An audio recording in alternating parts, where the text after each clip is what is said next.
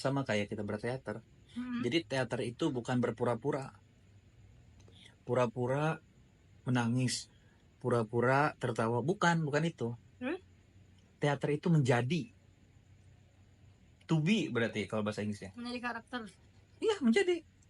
Jadi kalau misalkan ada naskah yang menyuruh kita menangis, ya kita harus menangis.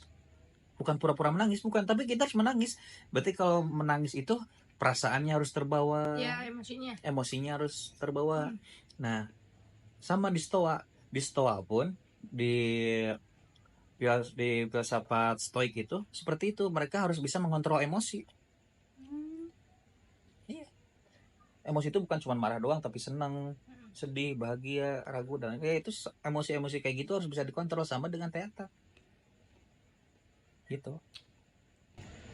Di teater pun kita harus bisa mengontrol setiap emosi kita. Jadi kalau misalkan kita bisa mengontrol setiap emosi kita, maka kita akan bisa jadi apapun. Tubi akan bisa menjadi seperti apapun gitu. Kalau perannya menangis, ya kita akan bisa menjadi menangis.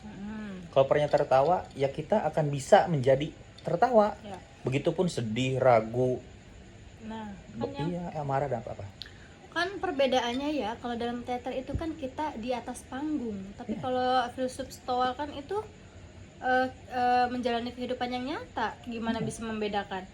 Membedakan apanya? Enggak, maksudnya kan kalau misalkan di atas panggung kita oh yaudah kita mengikuti karakter yang seperti ini, harus nangis ya nangis. Tapi setelah itu ya udah biasa aja gitu, kita mengekspresikan yang lain. Sedangkan stoa kan dia harus menjalani setiap hari, masa harus setiap hari ini seperti itu gitu. Iya. Gini, kuncinya itu bukan ada di mananya, dah. Tapi Mau di atas panggung, mau di kehidupan nyata, mau dimanapun itu, kuncinya itu ada di pengendalian diri, pengendalian emosi. Kalau kita bisa, jadi gini, tidak ada marah secara berlebihan, tidak ada bahagia secara berlebihan, tidak ada sedih secara berlebihan. Nah, bagi orang-orang stoik itu yang buat dari mereka bahagia. Jadi tidak berlebihan ini nggak ada gitu.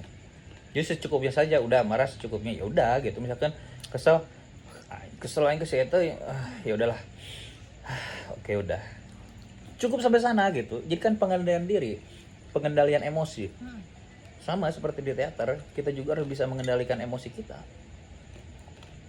Kalau kita bisa mengendalikan emosi, ya kita jadi pemeran utama terbaik sebenarnya di panggung tersebut. iya, segitu simpel kan.